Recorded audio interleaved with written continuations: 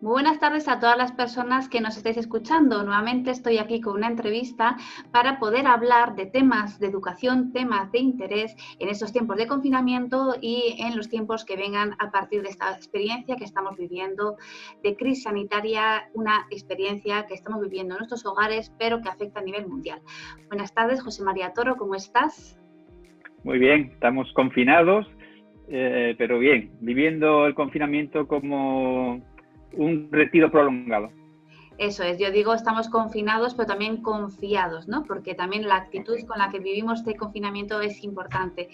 José María Toro seguramente lo conoceréis porque tiene una frase que la quiero leer tal cual porque me parece que es divina, esta frase le caracteriza a él. ¿De qué sirve que un niño sepa colocar Neptuno en el universo si no sabe dónde poner su tristeza o su rabia? Esta es una frase que la relacionamos con él y que además es muy característica de su forma de ver al niño, a la niña, entender la educación y también de entender lo que es la docencia y a las personas que se dedican a la docencia. Tengo aquí sus libros, José María, los quiero mostrar porque son como hijos tuyos, cada libro, ¿no? Habrás dedicado tiempo, experiencia, son hijos que nos regalas a través de la lectura. Descansar para ser, este es uno de tus libros. También tengo aquí este otro, ¿vale? Mi alegría sobre el puente. El puente. Ajá. Mirando la vida con los ojos del corazón, ese es el subtítulo. Eso es importante decirlo. Y educar con corazón, que bueno, principalmente fue el tema que viniste a explicar cuando nos acompañaste en el último congreso de educación emocional que pudimos hacer y al siguiente no sabemos cómo, en qué condiciones. ¿Y cómo tienes? Pero de momento seguimos confinados, también confiados. Y José María, aprovechando que tenemos la tecnología a nuestro alcance y que muchas personas en estos tiempos están buscando por redes sociales cómo distraerse, pero también están aprovechando para aprender, para escuchar temas que requieren también pues, de cierta concentración o cierta inversión de tiempo, y ahora lo tienen, pues queremos compartir también contenido relacionado con los intereses que puedan tener nuestros seguidores. José María, a mí hay algo que me interesa que hablemos y es el cómo se siente el docente en las aulas. Muchas veces decimos o podemos decir, bueno, pues se le paga por su trabajo, lo tiene que hacer bien, se entiende que como cobra tiene que ser competente en su trabajo y bueno, pues todos trabajamos lógicamente por un sueldo y queremos hacerlo lo mejor posible, pero a veces se nos olvida, ¿no?, el agradecimiento hacia esa persona que está con nuestro hijo, ¿no?, que dedica su vida, su tiempo y quizás no le tenemos en consideración. Ahora nos ha tocado darnos cuenta de cuál es la labor docente, ¿no?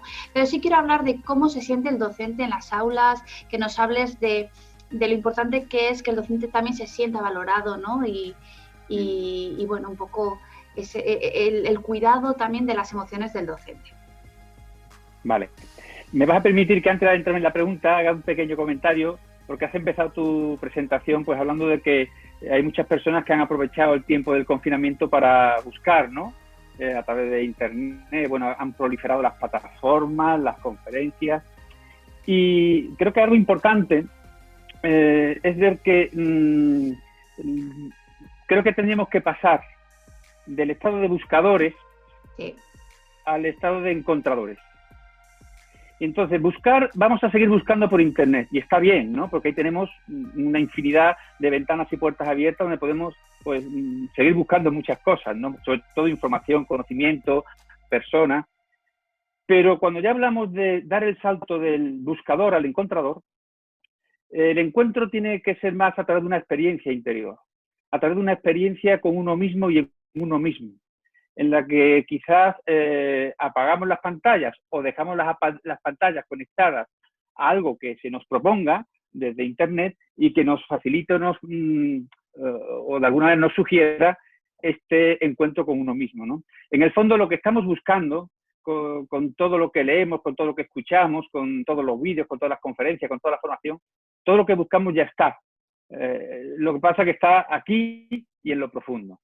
Entonces eso sí me quería porque sí que he observado un riesgo, ¿no?, de que salgamos del confinamiento después de tantísimos días de confinamiento saturados en lugar de vaciados. Es decir, porque el retiro es una gran ocasión para vaciarnos de todo lo accesorio y sería es un avanzar, es un crecer soltando.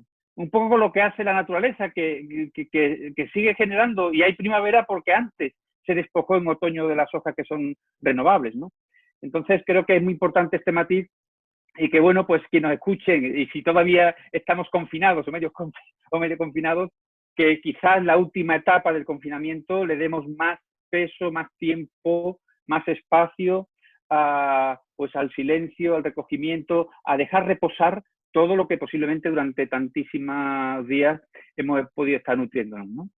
Y ahora en lo que me plantea de cómo se siente el docente, bueno, es muy difícil porque no existe el docente, ¿no? Existen muchísimos docentes y cada uno siente una cosa muy diferente.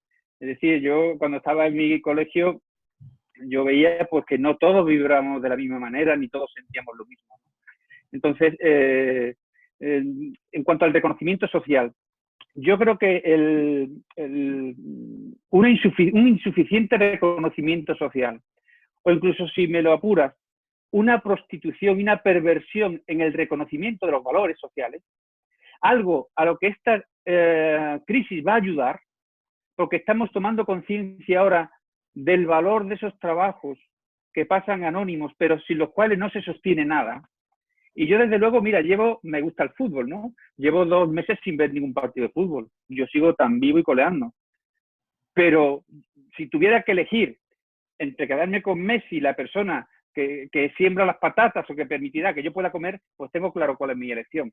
Y claro, eso tiene que traer consigo esto necesariamente una reconversión, porque incluso en el tema económico, ¿de dónde valoramos lo que las personas cobran?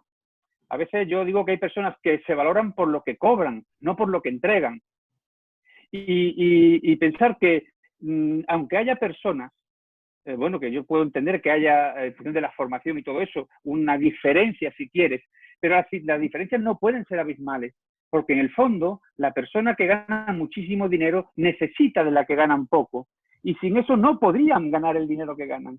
Es decir, si las limpiadoras o limpiadores, por hablar quizás de las personas que más peor están pagadas en los centros sanitarios, los cirujanos no podrían operar. Entonces, tenemos que hacer una reconversión de todos estos conceptos, ¿no? Y creo que la pandemia puede ser un regalo. A mí me ha surgido un interés, y de hecho anoche estuve mirándolo, por conocer cómo han sido otras pandemias, cómo vivió mi especie humana, mis antepasados, hace siglos, pues una situación parecida a esta, que ciertamente no tiene nada que ver, porque yo no me falta de nada, como cada día bueno, ahora puedo conversar contigo que estás ahí en Pamplona, es decir, y sin embargo, en la epidemia del siglo XIV, murieron casi el 60% de la población española, y murieron en unas condiciones tremendas, ¿no? Entonces, y sin embargo, un dato que no sabía, cómo esa epidemia, ese desastre, supuso de alguna manera el primer paso para quebrar el Estado feudal y preparó el Renacimiento. Y yo quiero sentir que a niveles generales, porque va a haber personas que van a salir peor del confinamiento, gente que van a salir igual porque siguen estando igual dentro del confinamiento, pero yo sí que siento que para muchas personas no va a ser igual cuando se salga del confinamiento, y se ha movido muchísima energía muy potente, muy solidaria, muy creativa, o sea, la cantidad de cosas que estamos generando y que se van a mantener, aunque ya no haya virus, creo que van a ser una riqueza, ¿no? Entonces, como decía, pues cada maestro lo va a sentir de una manera. Yo sí que es lo que creo importante. Lo importante es desde dónde siente el maestro lo que siente. ¿Por qué? Hay maestros que ante la misma situación, es decir, yo tenía compañeros que me dieron una vez un curso que era de estos que hicieron de 2 cuartos, muy numerosos, hicieron 3 quintos, y claro, yo llegué el último, pues me dejaron la crème de la crème, o sea, me dejaron, pues, como se llama, entre comillas, pues los peores alumnos de cada clase. solamente me dejaron una alumna muy buena que nunca entendí por qué me la dejaron. Y pregunté a los compañeros, digo, oye, ¿cómo me habéis dejado a esta alumna en mi clase? Y dice, no, ella no daba problemas, era su familia, ¿no? Entonces, bueno, y claro, y yo, sin embargo, pues con ellos monté mi clase que la llamé Quintolandia. Y yo disfruté un montón. Y de hecho, yo pensaba para mí, pues, decía, bueno, si con estos alumnos estoy disfrutando, cuando tengo una clase que me sea la que me toque por el sorteo y normalizada, ya será lo supremo, ¿no? Y fue justamente la clase siguiente la que yo cogí de primero de primaria con la que inicié la experiencia de Educar con Corazón, ¿no? Entonces, ante las mismas situaciones, ante las mismas circunstancias, ¿qué siente cada maestro? Pues lo que siente cada maestro está configurado, en primer lugar, por su nivel de conciencia. El nivel de conciencia es el que nos marca, de alguna manera, para mí el nivel de conciencia representa el nivel de realización del alma de cada persona. Y es algo complejo porque abarca no solamente pues, digamos, tu nivel de información, de conocimiento, sino algo mucho más importante también, ¿no? Que es la profundidad de ese conocimiento, la conexión que tú haces de ese conocimiento con la vida. Y no sé, ya lo dejo a los misterios de la vida, pues no sé si ahí estaría también parte de lo que cada uno trae cuando venimos, porque eso sí que para mí es una evidencia personal. Yo creo que no venimos vacíos, ya traemos un cierto molde, un cierto propósito, y bueno, pues desde ahí creo que de función de cada nivel de conciencia, que cada uno hemos ido como si fuera un panal, ¿no? Pues con yo siempre pues, suelo esta imagen de las abejas, por ejemplo, con los libros, con los cursos, con la información que recibimos, con las experiencias vitales que vamos viviendo, todo eso es como flores donde vamos ligando y con eso vamos armando cada uno el panal de su conciencia. Y el panal es muy diferente, las mieles son muy diferentes. Cada nivel de conciencia le corresponde una mirada, le corresponde, si quieres, incluso yo diría, una especie de matriz psicológica, un molde mental. Y en función de lo amplio, lo estrecho, de lo superficial o lo profundo que sean esos moldes, pues cada maestro va a sentir una cosa. A veces en el mismo colegio los maestros, o sea, fíjate, con un ejemplo que a veces yo pongo mucho en las conferencias, ¿no? Ante un mismo alumno, un maestro siente miedo, siente cansancio, siente rabia, porque lo ve como un castigo, como un problema, y otro maestro ante ese mismo alumno lo que siente es un reto profesional, lo que siente es alguien al que pueda ayudar. Es decir, no podemos hablar de qué siente cada maestro. Cada maestro tiene que hacerse responsable de su sentir. Y yo me hago responsable de mi sentir en la medida en que voy siendo consciente de cómo voy labrando mi conciencia. Es decir, en qué flores yo voy a libar su néctar. Porque no toda información vale, no toda música vale en el sentido, a ver, para cada persona vale, ¿no? Pero claro, sí que es verdad que desde la conciencia que tenemos, que cada música, cada información te adentra en un determinado estado vibratorio, pues ahí también tenemos que conocerlo, ¿no? A cada estado de conciencia corresponde una mirada y por lo tanto los maestros van a sentir cosas muy diferentes en función de la mirada que tengan. Sí, la capacidad de adaptarnos es infinita como especie humana, ¿no? Y nos estamos adaptando muy bien a esta situación, porque también la tecnología nos está ayudando. Si no hubiera tecnología, lo de dar clases desde el hogar sería más difícil, ¿no? Entiendo lo que dices, porque además tú eres muy dado a hacer frases fantásticas, ¿no? Como al principio de esta grabación. Bueno, muy realistas, ¿eh? Yo que más que fantásticas, son muy reales. Pero son muy reales. Son fantásticas en el sentido de que guardan una reflexión, una chispa, una luz, ¿no? Al principio de la grabación te digo, ponte guapo, José María, que vamos a grabar, ¿no? Sí. Y me dices, no soy responsable de la cara que tengo, ¿no? Pero sí de la cara que pongo, ¿no? Y esa frase está muy bien porque de alguna manera tiene que ver con la autorregulación de cada persona que se dedica a enseñar a otros, ¿no? Porque enseñamos contenido y enseñamos también lo que somos, cómo nos sentimos, somos un modelo continuo de autorregulación emocional. Claro. Sí, sí. Pero además tiene que ver con algo tan importante, como es la cara, que es un tema que yo suelo comentar mucho en mis cursos, y de hecho yo suelo, uno de mis trabajos que hago con los maestros y con los padres es remodelar su cara. ¿Por qué? Porque decimos de la sabiduría que la cara es el espejo del ánimo, del ánima, del alma. Entonces quiere decir que como yo estoy por dentro, se refleja en mi cara. Entonces yo siempre he pensado que si hay un camino de ida, es posible el de vuelta. Es decir, si cuando un niño se desconecta de su alma, de su ser más profundo, pierde el brillo en los ojos, si somos capaces de devolverle ese brillo, estaremos reconectando al niño con su alma. Y claro, porque ¿dónde hago esa conexión metafísica o espiritual? La tengo que hacer en el espacio donde todo es abordable, donde todo es manejable, que es nuestro cuerpo. Y dentro de nuestro cuerpo, la cara. Yo suelo decirle a los maestros que la cara es el primer texto que los niños leen cada mañana. Entonces, lo importante va a ser cuando los maestros vuelvan al encuentro ya, no solamente, ya incluso ahora, en los maestros que tienen encuentros virtuales con sus alumnos, ¿no? Lo primero que el maestro tiene que adecentar antes de dar a la conexión es su cara. Y preguntarse, ¿mi rostro de qué es rastro? ¿En mi rostro aparece el rastro de lo mejor de mí mismo? Porque algo muy importante de cara a los niños es, y en alguna otra intervención que he tenido estos días así por internet, lo he comentado, es que los niños viven lo que viven, o mejor dicho, procesan lo que viven desde la narrativa que hacemos los adultos que estamos con ellos. Y cuanto más pequeños más, porque ellos no tienen todavía elementos cognitivos, conceptuales, verbales, para explicar la realidad. Entonces, claro, que es importante decir, el niño en el tiempo de confinamiento, ¿cómo ve a sus padres? ¿Cómo procesan sus padres el estar encerrados?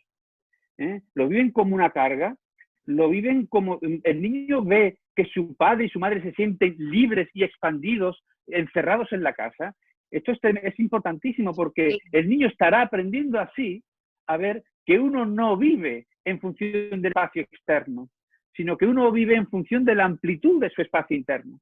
Y de hecho, pues a las personas que tengan una rica vida interior, les es mucho más fácil vivir el confinamiento, vivir incluso en 4 paredes estrechas. Yo estoy en un piso de 70 metros cuadrados, ¿no? Pero, ¿qué sucede? Que tú has abierto el gran espacio para vivir, que es un espacio infinito, que es la propia interioridad. Entonces, bueno, ¿cómo vinculamos el estado del ánimo, del ánima, del alma a nuestra cara? Y yo puedo reanimar, es una tarea, fijaros, la palabra reanimar viene de ánimo. O sea, el reanimar es cuando, de alguna manera, conectamos nuestro alma con el alma de la vida, nuestro corazón con el corazón de la vida.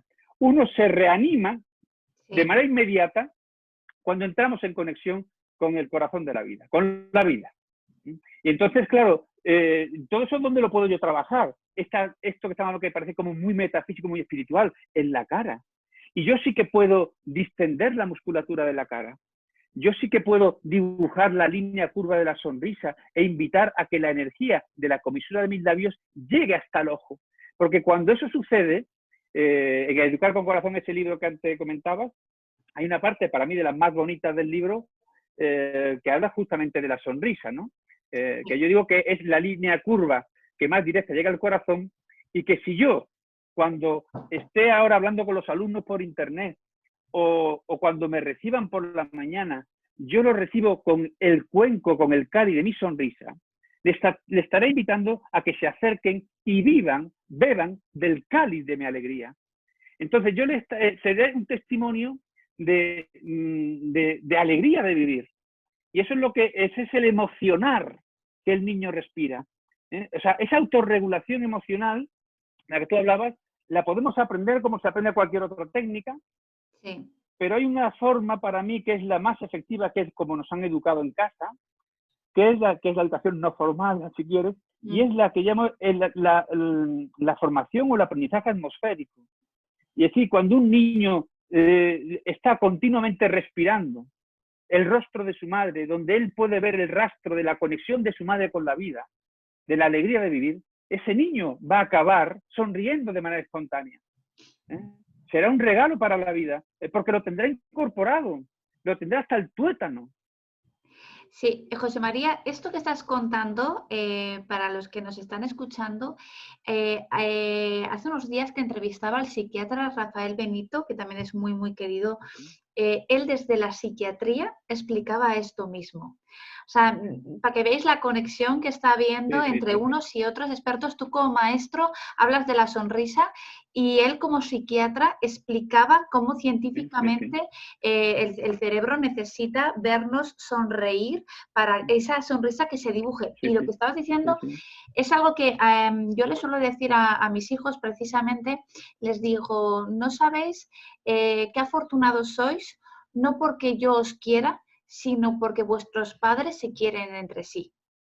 Sí, Hay sí. muchas formas de quererse, no tiene por qué la pareja estar junta, también pueden estar separados, igualmente tenerse un cariño, un respeto y un amor, ¿no? O sea, hablamos de que las personas se quieran. Unos niños o niñas, unos hijos que crecen con unos padres que se quieren, que se muestran el respeto, benefician totalmente el desarrollo bueno, cerebral saludable de esos menores, ¿no? Los está beneficiando, ¿no? Que es a lo que te estás refiriendo tú. Sí, sí, voy a contarte una anécdota que ocurrió en el congreso en el que yo estuve vuestro, en Cuéntame, cuéntame. Pamplona. Recuerda que intervino, no recuerdo exactamente el nombre, porque sí que compré luego su libro, lo pedí, este que vino a hablar también del cerebro, que empezó diciendo mens sana in corpore sano. De los... Era el que fue a hablar del cerebro y que había hecho este programa en Madrid. Era un programa que le titulaba, que hablaba de la importancia de la hidratación, de beber agua continuamente. Ahora es que no me Sí, viene ahora mismo el nombre. Rafa Guerrero no. No, Tengo que fue pensar. por la tarde. Bueno, y estaba, al lado mío estaba Jordi Granet, ¿te acuerdas? Sí, Que también participó, que sí. habló de la resiliencia. Y recuerdo que me decía, dice, José María, este está validándote todo lo que comentaste tú esta mañana. Digo, claro, Sí, Gonzalo, era Gonzalo. sí, puede ser, correcto. Fíjate, Gonzalo Orbás, que habla de psicología sí, positiva. Ya está, ubicado. bueno, pues fíjate que es curioso porque, claro, a ver, yo no soy investigador, yo no estoy en un laboratorio, yo estoy con los niños o en el aula de la vida, ¿no? Y entonces, es más, no me daban tiempo profesionalmente para que yo pudiera investigar y estar, ¿no? Claro, Entonces, el maestro, lo importante creo que plantear cosas de sentido común. sí. Una vez me decía una persona, dice, José María, es difícil estar en desacuerdo contigo porque todo dice de sentido común. Otra cosa es que luego la ciencia venga a validar de una manera más rigurosa, con todos sus protocolos y todas sus experimentaciones, lo que en el fondo es sentido común. Ya. Es decir, creo que es importante el, de alguna manera, que retomemos en la pedagogía el sentido común. El menos común de los sentidos. Efectivamente. Sí, no, la verdad que eres una fuente de sabiduría y es verdad que cada cosa que dices genera una reflexión, ¿no? Porque lo del rastro, rostro y rastro, es como allí donde vas dejando un rastro. Claro. Entonces, todos somos responsables de cómo vivimos cada experiencia, ¿no? El confinamiento, por ejemplo, hay quien lo está viviendo como una experiencia donde alguien me ha confinado y entonces tengo que estar resignado o como algo en lo que entiendo que voy a contribuir al bienestar de los demás. Entonces yo también me confino, pero al estar confinado sigo viviendo dentro la vida que antes vivía fuera. Entonces Claro, es como tú claro. vives cada experiencia, eso marca la diferencia, ¿no? Sí, sí, en esto hay una cosa importante, como 3 palabras que es importante discernirlas y diferenciarlas, ¿no? Que cada una tiene su papel, por eso están, pero por lo menos hacer un discernimiento y ser consciente de lo que cada uno vive con relación a lo que la palabra representa, ¿no? De cada confinamiento hay 3 actitudes básicas que son el aguantarse, el resignarse y la aceptación. Y fíjate, dice, es que como que nos confinan, como que nos obligan, ¿no? Yo acabo de escribir ayer y empecé a compartir por las redes sociales una oda a los 2 metros.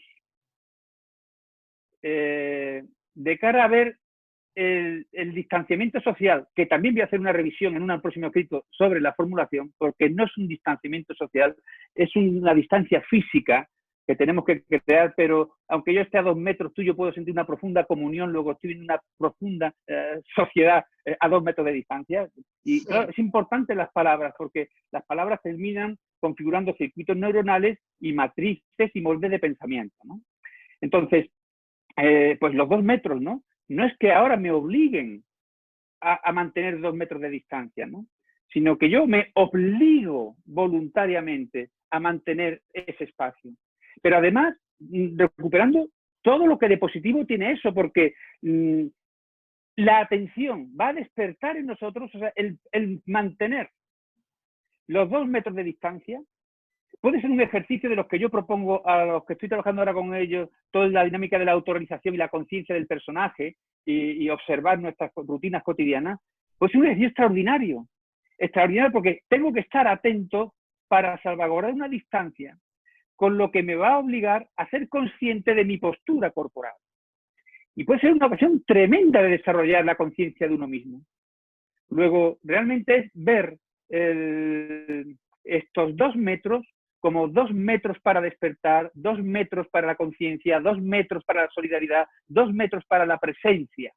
Y lo quiero conectar con lo que antes tú decías del rastro, ¿no?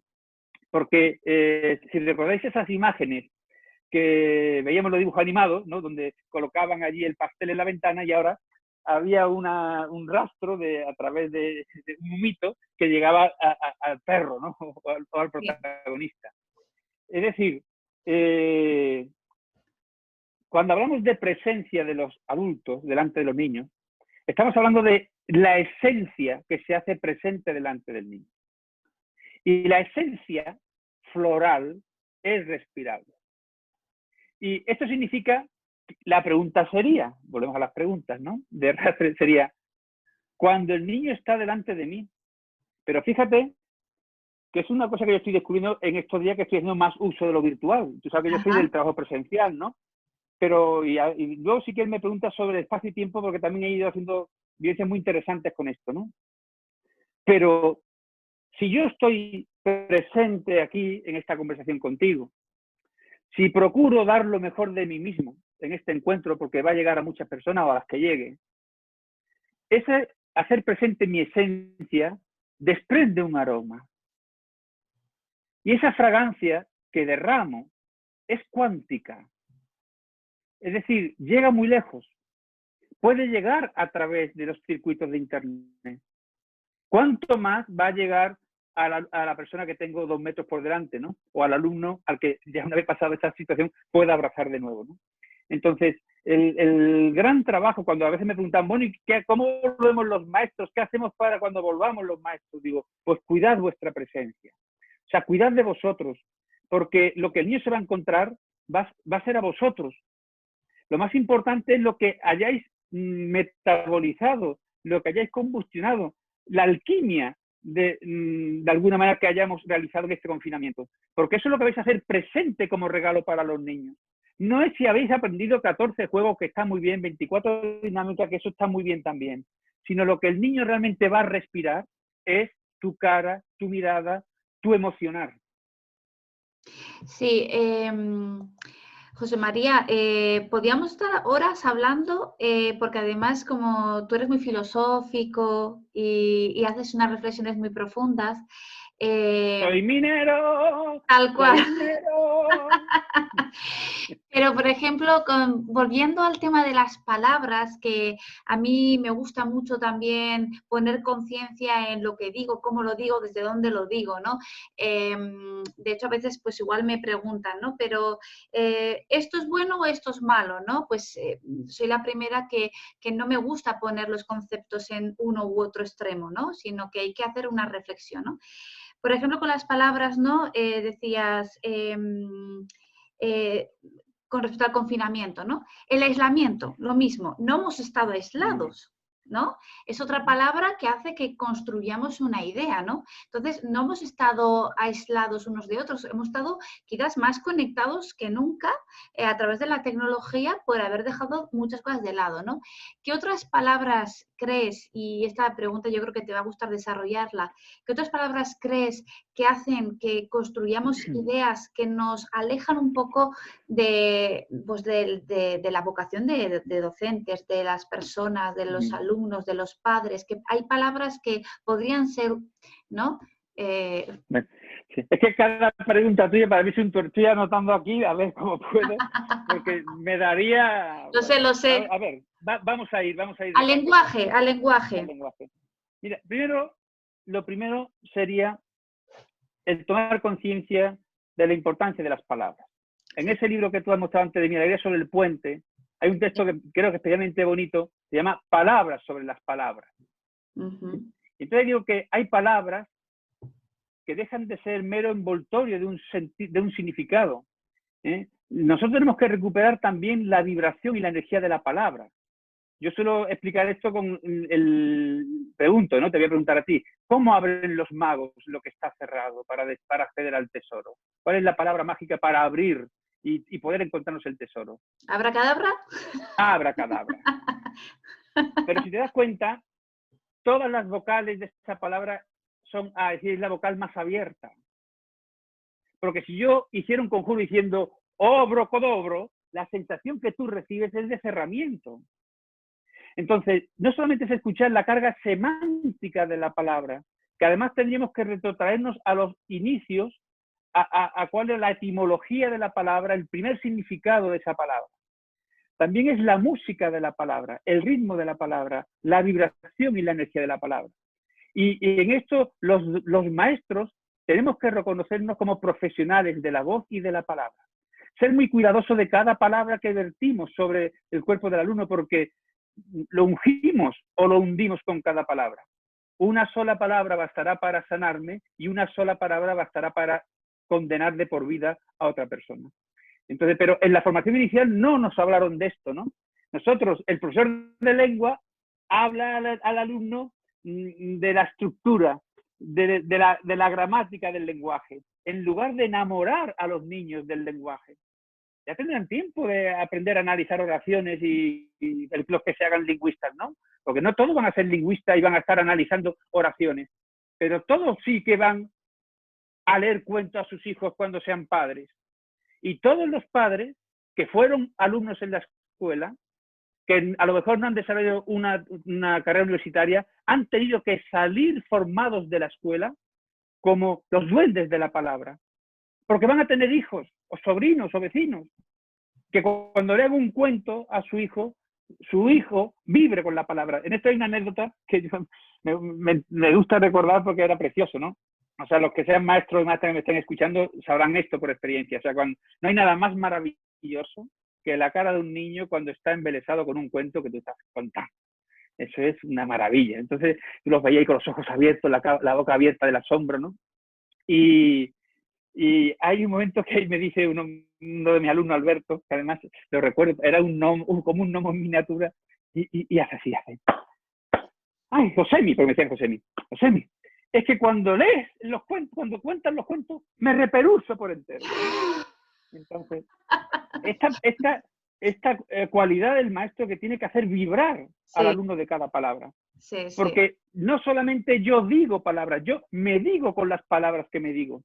A las madres que me estén escuchando, pues si una madre le dice al tutor o tutora de su hija, le dice, ay, es que me ha suspendido 5, claro. Ese que introduce me está diciendo más de ella que de la alumna. Y me está explicando la falta de responsabilidad de esa alumna, porque su madre carga con una responsabilidad impidiendo que la alumna se haga cargo de la suya propia. Todo lo que los padres, ningún padre dice, no, al bebé recién nacido, tú apáñatela, búscate el bibi. No, está claro, es obvio que hay una parte que el niño necesita ser cuidado y atendido. Y fijaros que esto que a primera vista parece un déficit de nuestra especie, es lo que ha garantizado la previvencia de nuestra especie. Nuestra debilidad primera, que hace que dependamos tremendamente del entorno familiar y social, es lo que nos ha hecho fuertes como especie. Entonces, claro, ahí las palabras son muy importantes, muy importantes. Y estar atento no solo a lo que digo, sino a cómo resuena eso en mí. Porque en el fondo muchas de las palabras me las tengo que decir a mí mismo, ¿no? Sí. Y en esto... Cuando decías, José María, lo del asombro, ¿no? Que me repelusa, ¿no? Decía el alumno, ¿no? Me repelusa por dentro, ¿no? Que tú generas esa sorpresa. También veo que los adultos hemos dejado de sorprendernos, ¿no? Yo a veces me veo jugando al parchís con mis hijos y veo que celebran un 5, vamos, Claro. con una alegría, y yo saco un 6 y me quedo igual, porque como que has perdido en parte esa capacidad de sorprenderte, de celebrar las cosas. Quizás hemos dejado de ser competitivos para ciertas cosas. Entonces, mientras ellos siguen celebrándolo todo, tú has dejado de celebrar las cosas pequeñas, ¿no? Y caer, no darte cuenta de que eso es así, es importante. Ese es otro regalo del confinamiento y de la pandemia. Sí. O sea, ahora todo el mundo está deseando volver a la normalidad. Cuando hemos estado toda la vida, antes de la pandemia, de hecho, cuando valoramos algo, decimos que es algo extraordinario. Lo sacamos de lo ordinario. Por eso, fíjate, fue el primer libro que yo escribí en el año 92 y se titulaba El pulso del cotidiano. Y ahí ya en la introducción yo explico esto, que es importante también para la vuelta de los maestros y de la familia. O sea, cómo late el corazón en tu cotidiano vivir. ¿Escuchas el latido, por ejemplo, del despertar por la mañana? ¿O estás echando un pulso al despertar por la mañana? Entonces, claro que es importante, de alguna manera, el recuperar esta conciencia, ¿no? Y claro, el gobierno habla de nueva normalidad.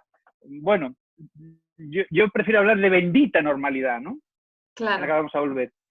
Porque de alguna manera se nos está dando la posibilidad de que veamos el carácter extraordinario del ordinario. Y en eso mi niño y mi niña interior siguen vivos, porque yo no necesito padecer un infarto para valorar la alegría de subir y bajar nuestra escalera. Yo celebro cuando voy al baño religiosamente cada mañana y todo fluye afortunadamente bien. No me ha hecho falta. O sea, yo sinceramente siento que estoy viviendo en el confinamiento como era mi vida habitual antes del confinamiento. Espero volver más sabio después del confinamiento, pero tampoco va a haber grandes cambios, ¿no? Porque yo ya vivía un poco, afortunadamente, con esta conciencia.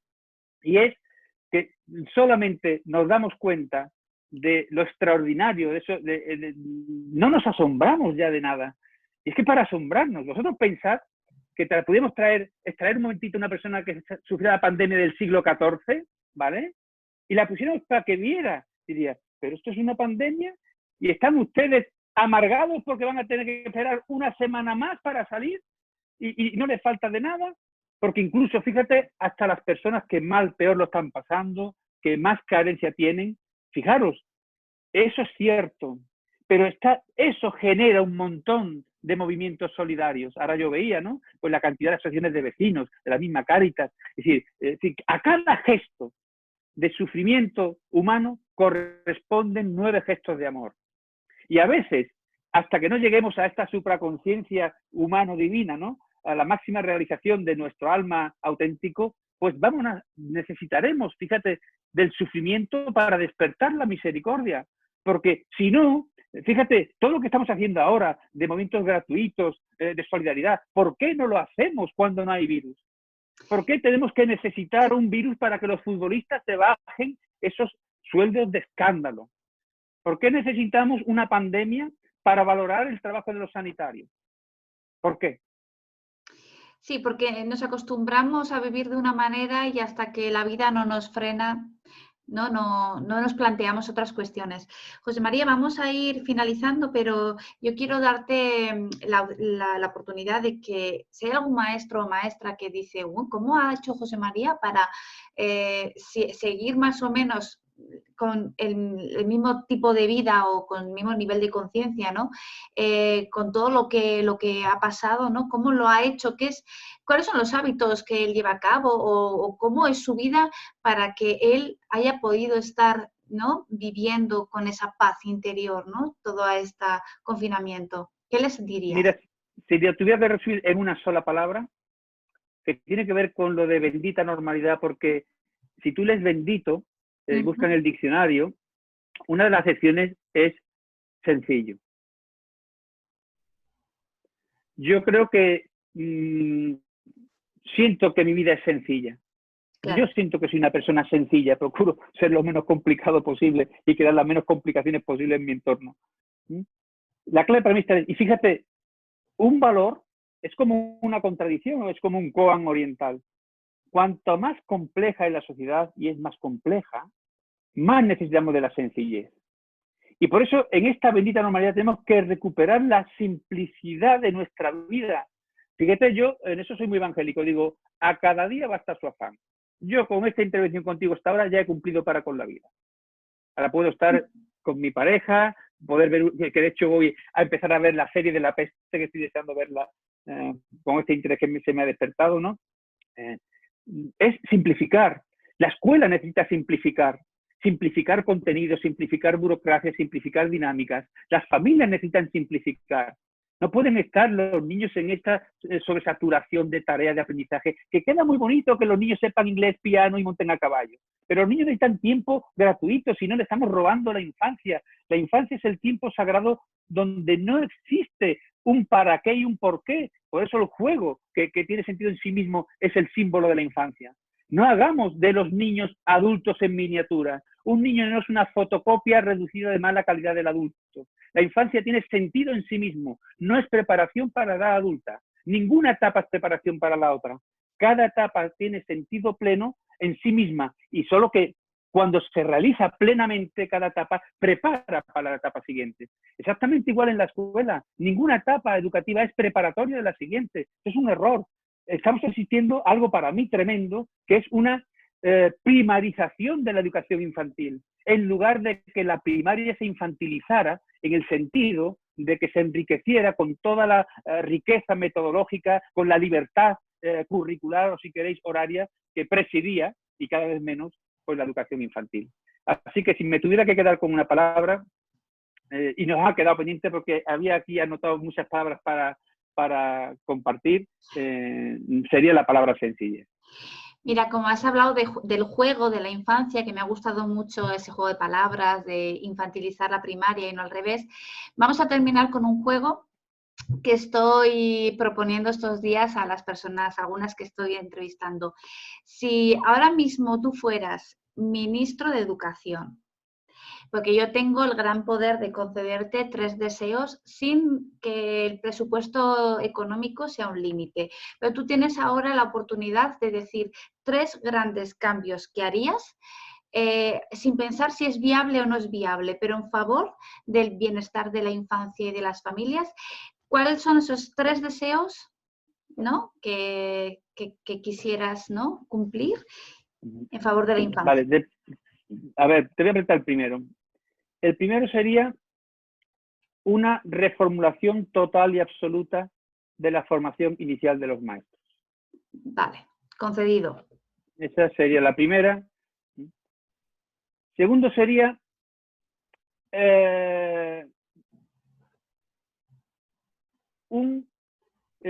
establecer y crear las condiciones propicias para que en todas las localidades, en todas,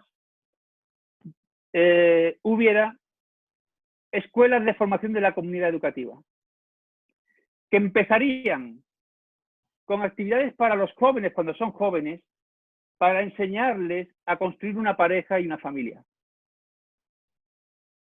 Para que enseñar a los jóvenes a conocerse a sí mismos y por lo tanto puedan ayudar a sus hijos luego a conocerse a sí mismos. Eso se prolongaría de manera que luego, pues en cada municipio habría una escuela, esto apoyado también en internet con una gran escuela, así con grandes recursos, con los especialistas, con los mejores especialistas, con un montón de vídeos gratuitos al acceso de todo el mundo, en el que se hiciera un proceso de formación organizado durante años, antes de darle a los padres recetas concretas de qué hacer con vuestros hijos, un proceso de formación que enseñara a los padres qué hacer con nosotros mismos para estar en las mejores condiciones, que nos ayudara a comprendernos como somos, como personas, a hacer todo un proceso de desarrollo personal, de conocimiento personal de los adultos. Y luego, pues, si me apuntas un tercero, fíjate lo que es decir, establecería un año sabático universal. Un año sabático universal que significaría un año donde, en lugar de seguir aprendiendo más cosas, se aprendiera a los padres y a los maestros a meditar, a estar en el silencio, a conocer lo mejor de cada uno. Te concedo los 3 deseos. A ti, hombre... Muchas gracias. Hombre, te nombro mi hada madrina. Hombre, y tanto que sí, aunque estaba haciendo números y yo decía, uy, nos va a salir un ojo de la cara, pero... Luego, a ver, ya como veo que eres muy generosa, algunas cositas ya concretas, por ejemplo, ¿no? Creo que sería maravilloso, mira, primero, reducción de alumnos por aula y aulas más amplias. Yo siempre tuve como maestro el sueño de que mi aula fuera una casita pequeña, con su patio, con todo, o sea, con su espacio abierto, para que yo pudiera, si el día estaba bueno, salir fuera, dar la clase en un césped. O sea, cada aula pudiera ser así. Y que hubiera siempre 2 maestros, un maestro y una maestra con cada grupo de alumnos.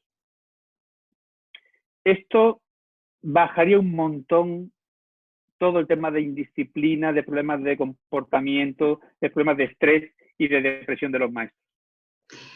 Pues te voy a conceder los 3 deseos y decirte que es genial cómo vais como conectando unos y otros y vais, porque también hubo una maestra que entrevisté que también decía lo de reducir el número de alumnos por aula, el psiquiatra también comentaba el tema de la sonrisa. Lo interesante es que cada uno de vosotros y de las personas que he entrevistado desde distintos puntos o profesiones llegáis a decir lo mismo, que la educación emocional, que el cuidado de las emociones, que el ser es lo importante. Entonces es maravilloso que algo tan importante, cada vez seamos más personas las que estemos hablando de ello y a través de las redes sociales lo estemos compartiendo, que cada vez nos unimos más a este tren de vida, ¿no?, del valor de las emociones. José María, muchísimas gracias. Os recuerdo cuál es un poco el libro que me parece así quizás interesante, Educar con Corazón. Hay unas cuantas entrevistas que yo te hice cuando viniste a Pamplona al Congreso. Sí. Esas entrevistas, bueno, pues hablamos también un poco de este tema. También hablas de Oda al Maestro, ¿no? Un pequeño como cuento, poesía, ¿no? Oda al maestro que aprende. Oda al maestro que aprende. Porque el maestro es más grande. Que sí. Un maestro es más grande cuando no pierde su condición de alumno. Sí, que hay que estar dispuestos a seguir aprendiendo siempre, que la escuela de la vida no cierra ni los domingos, está claro. Y entonces, bueno, pues hay recursos muy interesantes que podemos compartir con las personas que tengan interés en tu trabajo, en tu persona, en quién tú eres, en lo que tú cuentas. Y bueno, también publicas en redes sociales, sueles escribir tu blog. Bueno, pues también eres una persona muy interactiva y compartes mucho contenido y con lo cual, pues bueno, pues quien quiera saber va a tener la oportunidad de conocer. Bueno, pues José María, nos vamos a despedir, pero bueno, no quiero cerrar esta entrevista sin darte la oportunidad de que te despidas con una reflexión, un comentario final, un punto y final. ¿Cómo quieres cerrar esta entrevista? Pues cerrarla con unos puntos suspensivos. Venga, dale. Y simplemente, bueno, yo ahora ya dirigiendo para las personas que no me puedan estar escuchando, a las familias, ¿no? Pues especialmente una invitación a los padres a la formación. Quizás todavía la gran parte de la familia, de la sociedad en general, no ha tomado conciencia de que educar es el oficio más difícil del mundo y educar a un hijo mucho más que educar a un alumno. Y que, como alguien decía, solo está desarrollado por aficionados, porque no nos preparamos para esa tarea. Lo que significa aunque sean pocas, agruparos. Y entonces la formación y el cuidado personal de cada miembro de la pareja, de la familia, de la pareja en sí y de la familia en sí. Importantísimo el cuidado, el autocuidado, el cuidado del otro, eso es fundamental. Bueno. Y de cara a los maestros, pues un poco en la misma línea, ¿no? El que os abráis a sentir que más allá de vuestra tarea profesional, de vuestra impecabilidad pedagógica, metodológica, cuidéis vuestra presencia y seáis conscientes y podáis derramar sobre el cuerpo de vuestros alumnos lo mejor de vosotros. José María, te das cuenta que terminamos la entrevista de una forma muy parecida como la hemos empezado, ¿no? Del valor a la persona, del valor al docente, que no es un docente, sino que cada uno es como es, pero sí al cuidado y al valor pues de las personas que están con menores en desarrollo, ¿no? Y que los valoremos, no porque hacen su trabajo y cobran por ello, sino porque hacen un trabajo que es realmente importante, ¿no? En la vida de nuestros niños. Así que gracias, José María, con esto nos vamos a despedir y bueno, pues es un regalo que tú me aportas para que yo a su vez también pueda aportar este regalo a las demás personas y que pues sigamos invirtiendo tiempo en aprender de un contenido tan nutriente como este que nos has concedido. Gracias por tu tiempo, José María. Un abrazo. Muchas gracias a ti.